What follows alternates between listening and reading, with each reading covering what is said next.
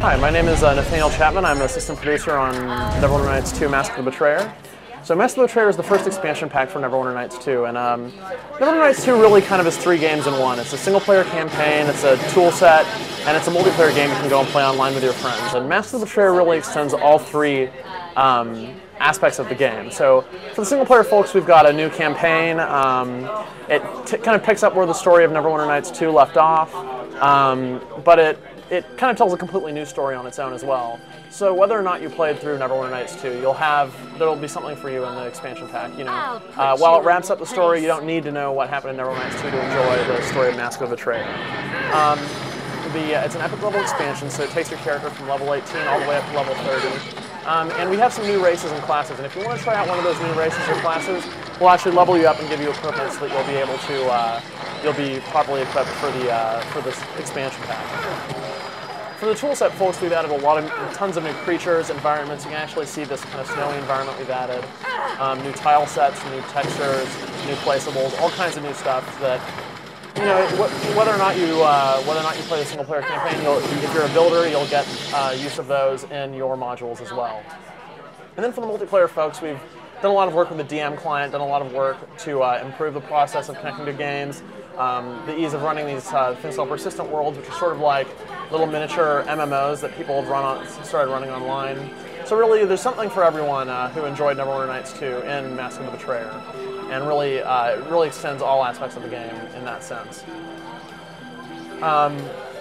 So some of the new races we've added are the 4 Ganassi, and the character you'll see right now is an air Ganassi. They're actually affected by the elemental powers of air. So each Ganassi type is sort of like a mix between a human and the element that they represent. So the air Ganassi, you can see she kind of has a lightning halo around her, and certain features of her look kind of airy in nature. And so really we tried to make the new characters look very distinct and reflective of their elemental heritage. I'm going to show you another area type now. We have the campaign is set in Rashomon, which is a far to the east of where Neverwinter Nights 2 took place. And as part of this, you visit the land of Thay, which is a kind of pseudo-Egyptian land populated by scheming red wizards who are a sort of evil organization of wizard specialists. And there's actually a new prestige class that you can play called the Red Wizard. And one of the companions who actually can join you in the game is a Red Wizard, and so she kind of introduces you to the land and lets you know what's going on here. But here you can see one of our new environments, and one of our big efforts with the new environments is to really make them look more alive, more dynamic, and more interesting than the Neverwinter Nights 2 environments. So you can see kind of the dust particles, the clouds of dust, the very like severe lighting. And all those things really help to make each area feel unique. And all these things are available for people in the tool set to use on their own.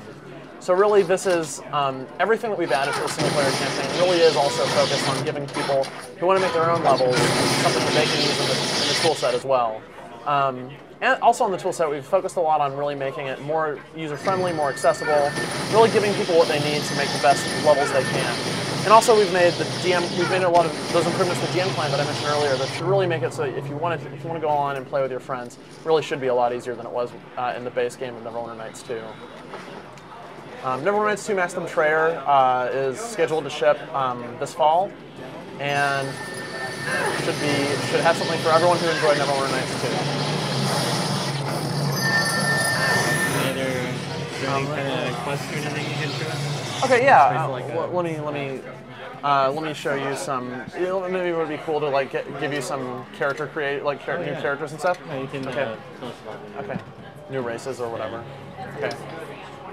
So some of the new races that we've included are the elementally touched Ganassi, and you can actually see each different one has a very unique appearance. You know, you've got your air Ganassi. They actually in-game show up with lightning hair, and they have sort of a very airy appearance. You've got the Earth Ganassi, who have kind of this statuesque, almost like their skin is made of stone.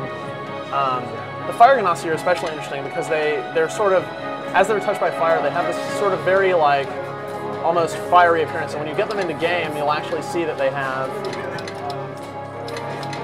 their hair actually is made out of fire, and so it really gives them a unique appearance that no other character has. one thing is that we've really tried to improve the performance side of the renderer a lot.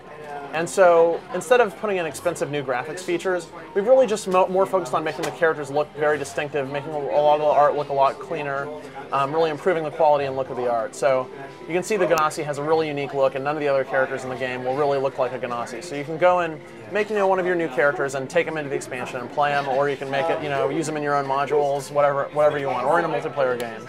So really, all of the new races, classes, and everything really do add a lot of value for you, whether or not you play single player, multiplayer, or play with the tool set.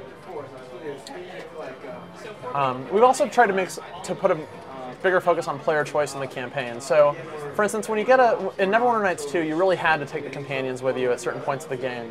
Really, in Mask of the Betrayer, all the companions are optional. You really can choose whether or not you want to bring them, and each one really has his own motivations and desires. And you can really tell when they're in your party, you really can tell what they like, what they don't like, and if you really are cruel to them, or if you do things that will really lower your influence with them, they may in fact choose to leave your party. Or if you do something really bad, they may attack you.